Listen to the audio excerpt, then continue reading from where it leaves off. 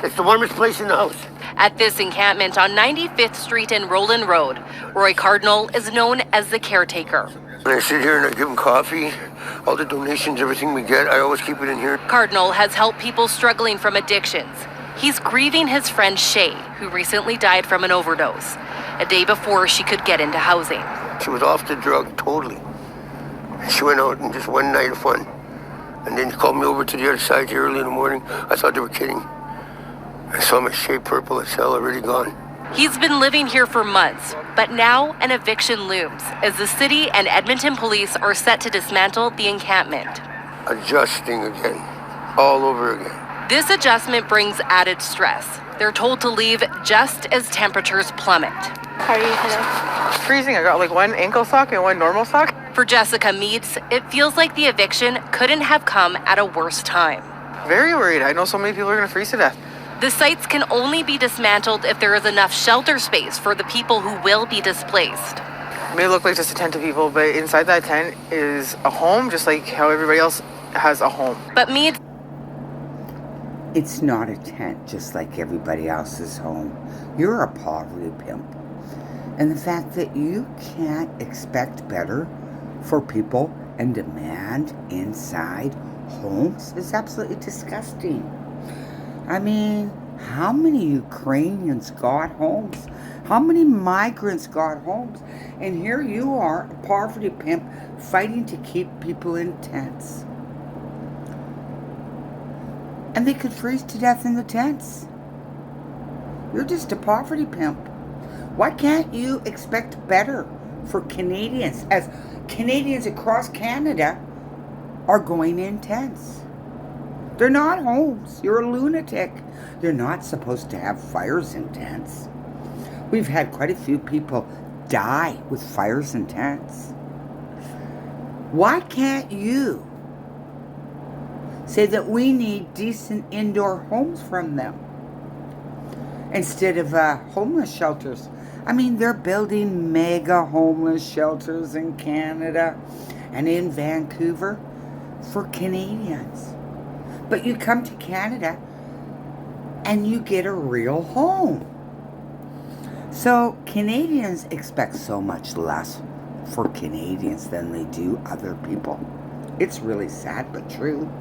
Everybody else has a home. But Meads doesn't want to go to a shelter. Many here don't. She doesn't want to lose all of her things. This, at least, I can have my stuff.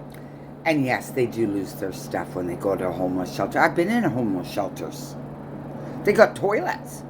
It's an important thing to have to keep personal hygiene off the streets. Let's see. I put my stuff in a storage. Now you spend so much money, Canada, on migrants coming in here and giving them new homes. The least you can do, and the most decent thing you can do, is get them storage space before you put them in a homeless shelter. Or if you get rid of all their stuff, when they get a place, give them the same amount of starting money to get new stuff when they go into a home. If they're unhousables and they can't live inside without destroying a home, get them mental help. Teach them how to live inside. You're making Canadians wild. And that's not fair. Living out in the wild, in the cold. You know, when Canadians first came here, they lived in houses. They built houses to protect them from the elements. Canada, you're losing, and you're purposely destroying your own population. Purposely, and I'm watching. I got front row on Hastings Street. And when we had all of our tents and urine and poo on our streets, it was an outdoor toilet that made a lot of people sick. Not one poverty pimp could point that out. Not one. Not one actually had the intelligence to know that you don't poop and pee where you live. You don't put it on the streets. Not one of the poverty pimps could say, we demand a real house. They were out there screaming like lunatics for people to live in tents. and then they make money.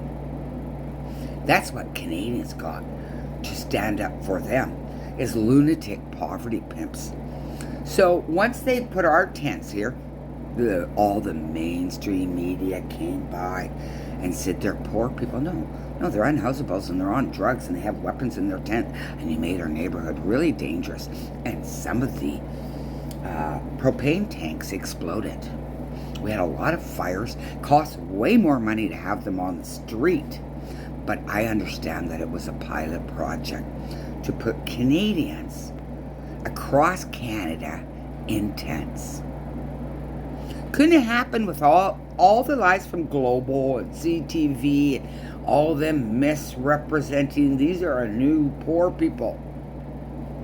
They promote people to go on hard drugs, keep them on hard drugs, and you don't get mental help. Don't listen to Courtney. He doesn't know. He doesn't come down here, and he himself needs mental help because he's a stalker, loser, that can't take and accept the fact that I blocked him and didn't want to hear his insanity anymore. So, yeah, this is bad, putting Canadian in tents. What Ukrainian came to Canada and went in a tent? Which one? None. My stuff. I still have the same thing that I had a month ago. But more importantly, Meads doesn't want to lose the sense of community here by going to another encampment or a shelter. You take that away from somebody, you take their world away. This is all we got. You know what? You fucking pimps, poverty pimps, took away our summers, made it dangerous to go out the door. All of our staff ran away. We don't even have a community. We're stuck in our apartments too often. I made a lot of the senior citizens in our building cry. They even had weapons taken to them. Even one was stabbed in a wheelchair, you know. So honestly, you poverty pimps destroyed the community downtown East Side.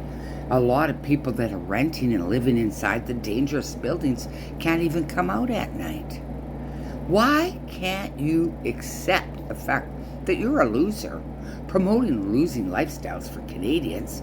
Well, every fucking Ukrainian, and I can say that, I'm half Ukrainian, got a decent home.